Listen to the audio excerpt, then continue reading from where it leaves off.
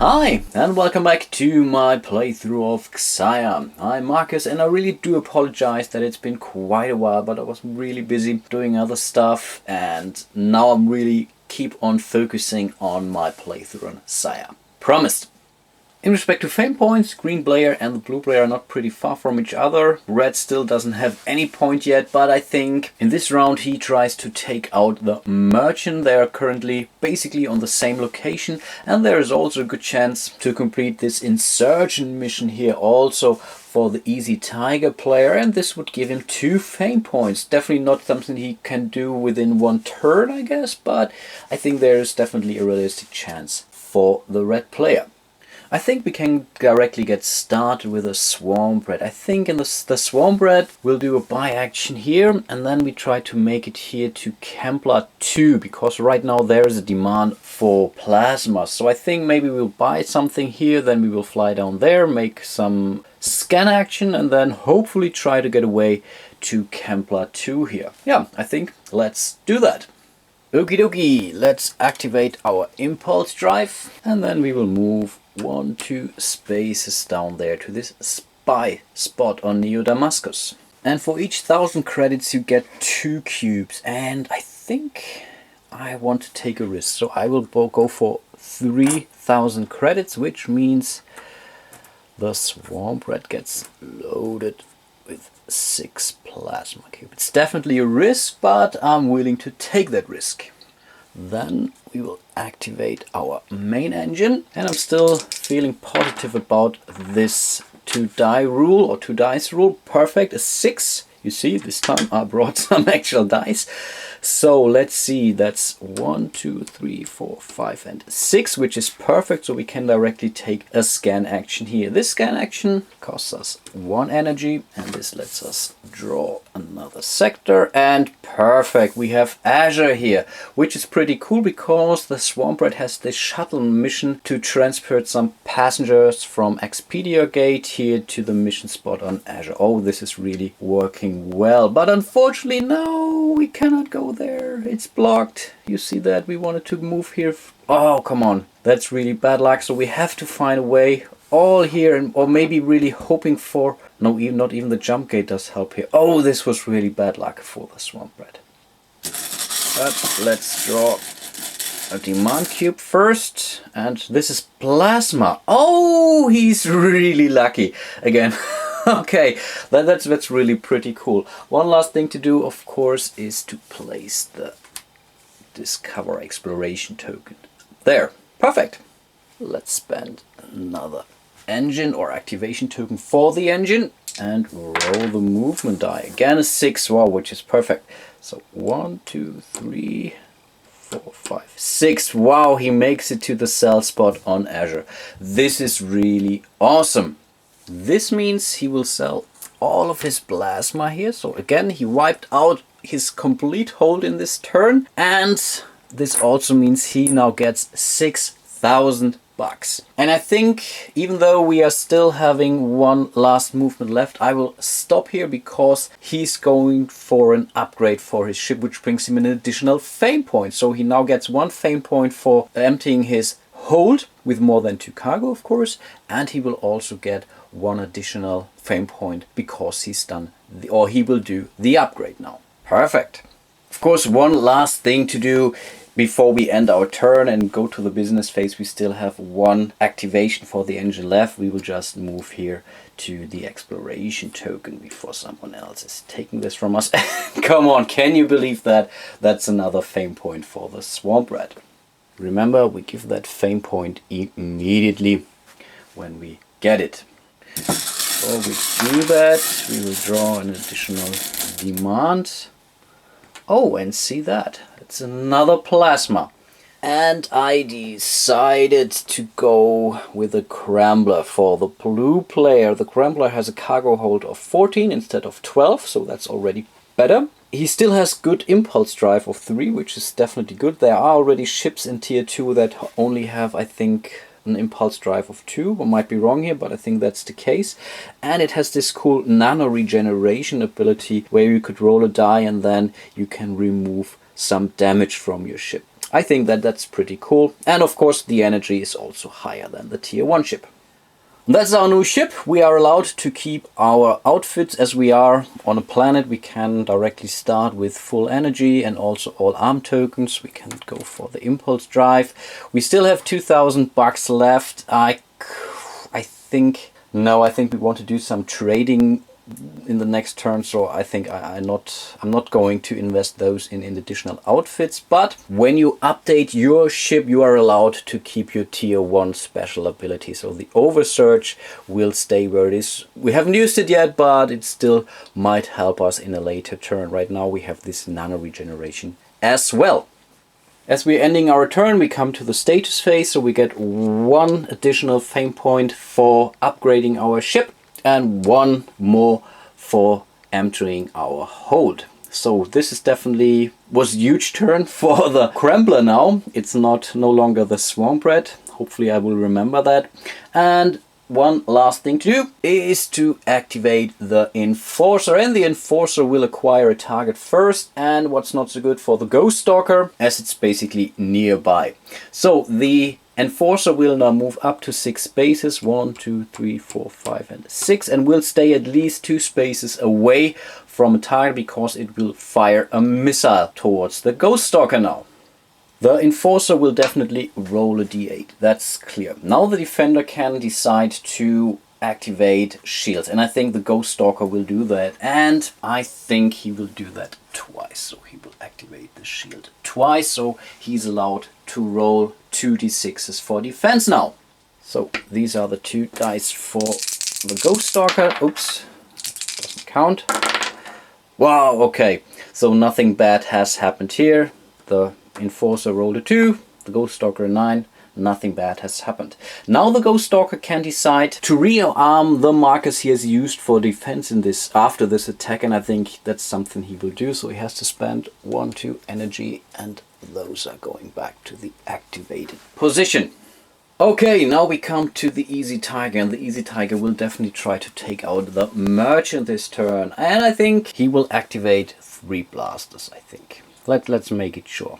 So that's 3 times a d6, and the Merchant will defend with a d8. So let's see what we have. I think we only need to have at least 4 damage points. Wow, that's a 6.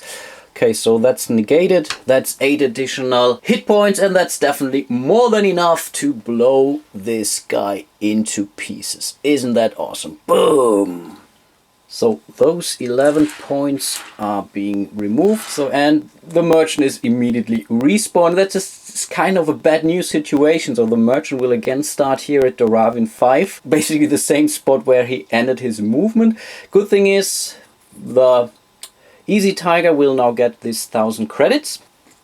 So like this, he gains 1 bounty because of killing the Merchant, but also his first fame point. Isn't that nice? And then it will immediately respawn here. And this is now really a tricky situation now. That's really interesting, because he could really try to take him out basically every single turn now. Okay, something maybe the other players have to jump in, and he's really way behind in respect to victory points, and the Enforcer is also 2 sectors away, so I think he cannot crouch there forever. It's still his turn, so let's use the impulse drive to move 1, 2, 3 spaces here. Then we will take a scan action and draw the next tile, and luckily he did not do a blind jump. We have found Sire. This is basically a space which we cannot enter. As soon as you cross there, your movement ends and your ship is destroyed. For his last activation, I think he will use his main engine. I think he will fly back to the Ravin 4. In order to refill. Yeah, that's not a problem. I think we will stay close to the cell spot because we really want to go after that. I think it's Halo, right? So 1, 2, 3, and I think we will park there and wait for our next turn. Let's move to the business phase. We are on a planet. We can rearm everything for free basically. We get our energy back, and then we can move over to the Ghost Stalker. Once more, the Ghost Stalker will activate his Disruptor Field. This costs him 1, 2 energy, and then we would be allowed to roll a d20. That's 15, so he can pass through one planetary shield without any effect. Okay, let's activate his main engine. Where are our dice? We have more than enough. Let's roll them twice. That's a 6, that's perfect. And I think we will just move straight to the mission point of Tigris. So, gate. So that's 1, 2, 3, 4, 5, and 6. We will activate our main engine again. Again, we will roll our die. That's 1 or 2. So this can also go bad, but we cannot help it. So that's 1 and 2. And yeah, let's do that one last time. So let's roll our dice again. Oh, only a 3. Oh, that's not enough to make it to the Tigris Gate mission spot. Oh, that's bad. Okay, cannot help it. 1, 2, and 3. And last but not least, we will use our impulse drive and move 3 additional spaces. So 1, 2, and 3. And we should have made it here. 1 pip more on the die. Okay, but I think we cannot help it. I think we will only rearm. No, we can rearm 2. Let's rearm 2 markers, 1 and 2. This will stay disarmed for the next turn. And that's basically it for the Ghost Stalker.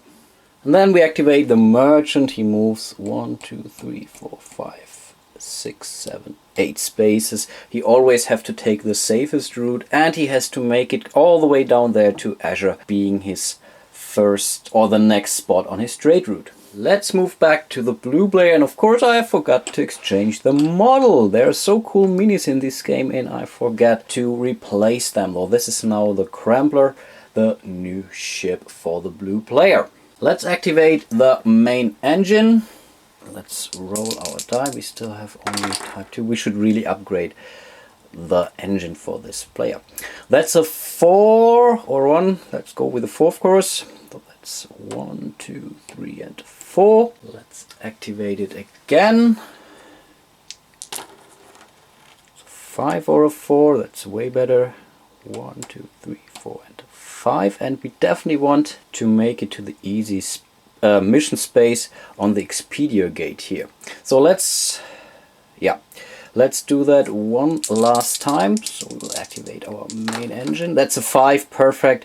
1, 2, 3, 4. We can now start claiming the mission. And the shuttle mission card says pick up passengers at the Expedia gate, and we have to transport them to Azure. Azure is only 2 sectors away, unfortunately, so we can put 2,000 credits on this shuttle mission here. And last but not least, we will activate our impulse drive to move 1, 2, 3 spaces back here to Azure. I think we will rearm all our tokens. So 1, 2, 3. They go back to the armed position. The impulse drive will also be armed again. And I think we should be good. Of course, one last thing is to move the enforcer. And the closest outlaw ship is here on the Raven 4. It's still in reach, though it's only 2 sectors away. So the enforcer will move 1, 2, 3, 4, 5, 6 spaces here towards the next outlaw ship. The Easy Tiger definitely needs some more cash. So let's activate the main engine. I think we will try to make it here to the smuggler stand, buy some Halo and sell it here at Doravin 4. It's a neutral planet, so I think this should be good. So that's a 5, that's perfect. So 1, 2, 3, 4, and 5. Let's do that again. Second activation, that's a 3. Oh, I cannot end my movement there, though that's 1 and 2. Third activation, it's a 5. 1, 2, 3, 4, and 5. Perfect. That's really actual very good for the Easy Tiger. At the smuggler stand, you will pay 1,000 credits in order to gain 2 Halo. And I think we will end our movement for now. We are on a planet, so we will be able to rearm our markers for free, basically. We could still use our impulse drive, but I think it's too dangerous. And this direction, the enforcer cannot go after us, because we are protected by the planetary shields. Let's activate the impulse drive for the Ghost Stalker. The Ghost Stalker will move to his mission spot. He has to end his movement as he wants to start a mission there. And now we have to roll our die, and we definitely need at least a 6 in order to get some cash out of that. That's a 9, yeah, that's moderate data, so we can put 2000 credits on this card. And now we have to deliver this data here at Krella 4, which is actually not too far away. And as we are really low on energy, I think we have to do it landing at Lunari. So we will again enable our disruptor field for 2 energy. And then we hope for something very good. That's an 8. An 8 should be sufficient. No, it's not! Oh gosh. Oh man, we had to roll at least a 9. Oh, come on. That's now really bad news for this guy. We are now really low on energy and we only have 3 activation. We are not drifting or stranded. I think stranded is a correct term, but it's still not actually... Wow, we need some energy. What do we do now? We could still try to make it there. I think we have to. And really hope for an 11, so that's a 50-50 chance. The bounty might get up, but yeah, I think that's our only way. Yeah. Okay, let's do that. So let's activate our main engine. Really hope for something good now. Oh, 6-6, that's okay. So that's 1, 2, 3, and 4. And we try to make it through this planetary shield now. And again, we have to roll a die. 11, at least 11. That's a 12. Okay, so our bounty goes up, but we are definitely able to move into Lunari. So I think 1, 2, 3, 4. I think I think it was here. Cannot quite remember. And we will end our movement here. The Ghost Stalker now has increased his bounty to 2000, and this might really be an interesting target for the Easy Tiger, because he still has this bounty hunter mission, which says find and destroy any outlaw ship. That's really not too bad. If we destroy it for once, we can claim this mission, and we also would be allowed to gain the bounty on this ship. Cool. But let's end the turn. For the Ghost Stalker, we can rearm everything. Really, energy can be quite of a problem sometimes. So he's now fully charged again. And one last thing is we would have to activate the Merchant. The Merchant wants to go to Azure down there, so we will move 1, 2 spaces already here. We have to roll the die because we are moving through an asteroid field. That's in 14, no problem. Oops. 3, 4, 5, 6, 7, and 8. And again, those were 2 turns of Siam. Hope you join me next time when I'm hopefully getting more victory points also for the Easy Tiger. But to be honest, the blue player, the Crambler, is pretty close to actually winning the game. He has this shuttle mission now, which gives him another fame point. He can do then trading. I think he's really pretty good to win this game. Thanks for watching and hope to see you soon. Until then, bye bye.